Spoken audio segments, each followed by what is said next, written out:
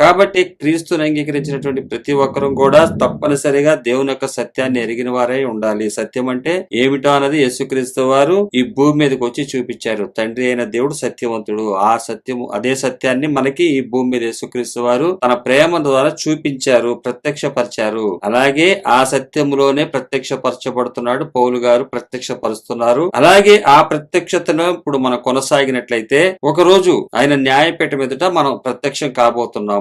కాబట్టి ఇప్పుడే మనం సరిగ్గా మన యొక్క ఆత్మీయ జీవితాన్ని కాపాడుకున్న వారంగా ఉండాలని చెప్పి దేవుని వాక్యం తెలియజేస్తుంది. క్రొత్త నిబంధన పరిచర్య ఏంటంటే సత్యమును ప్రత్యక్షపరచుట. ఇది క్రొత్త నిబంధన పరిచర్య.